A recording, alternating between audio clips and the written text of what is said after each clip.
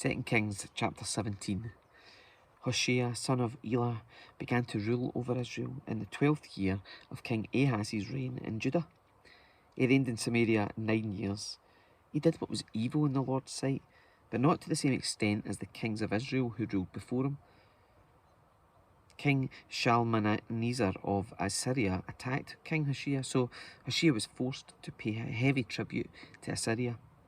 But Hoshea stopped paying the annual tribute and conspired against the king of Assyria by asking King So of Egypt to help him shake free of Assyria's power.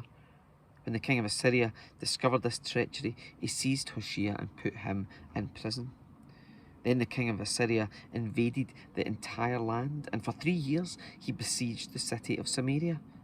Finally, in the 9th year of King Hoshea's reign, Samaria fell, and the people of Israel were exiled to Assyria.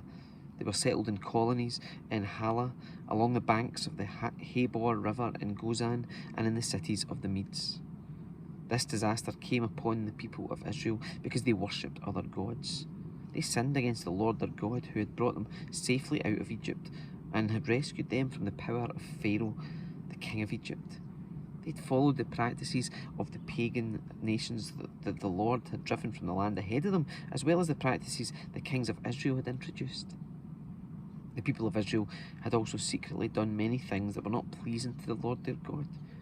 They built pagan shrines for themselves in all their towns, from the smallest outpost to the largest walled city.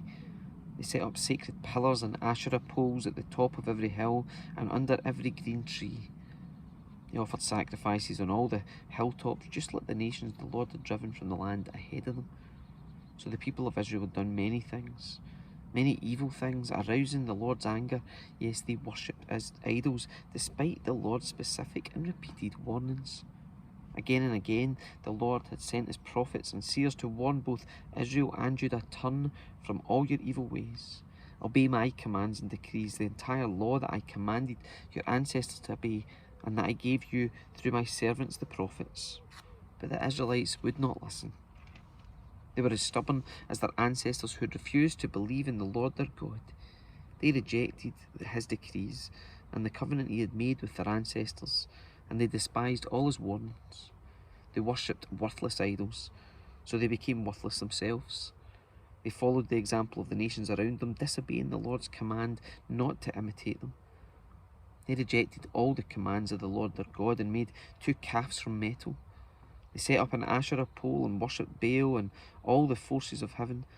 They even sacrificed their own sons and daughters in the fire. They consulted fortune tellers and practiced sorcery and sold themselves to evil, arousing the Lord's anger. Because the Lord was very angry with Israel, he swept them away from his presence. Only the tribe of Judah remained in the land. But even the people of Judah refused to obey the commands of the Lord their God, for they had followed the evil practices that Israel had introduced. The Lord rejected all the descendants of Israel.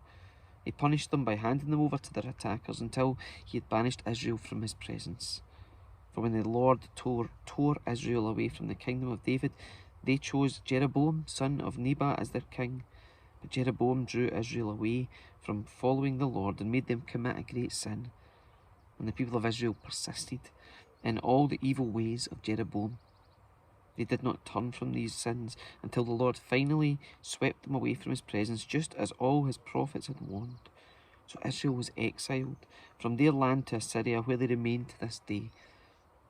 The king of Assyria transported groups of people from Babylon, Cutha, Ava, Hamath, and Sepharvaim, and resettled them in the towns of Samaria, replacing the people of Israel. They took possession of Samaria and lived in its towns. But since these foreign settlers did not worship the Lord when they first arrived, the Lord sent lions among them, which killed some of them. So a message was sent to the king of Assyria: the people you have sent to live in the towns of Samaria do not know the religious customs of the God of the land. He has sent lions among them to destroy them because they've not worshipped him correctly. The king of Assyria then commanded, send one of the exiled priests back to Samaria. Let him live there and teach the new residents the religious customs of the God of the land. So one of the priests who had been exiled from Samaria returned to Bethel and taught the new residents how to worship the Lord. But these various groups of foreigners also continued to worship their own gods. In town after town where they lived, they placed their idols at the pagan shrines that the people of Samaria had built. Those from Babylon worshipped idols of their god Succoth-Benoth. Those from Cutha worshipped their god Nergal. And those from Hamath worshipped Ashima.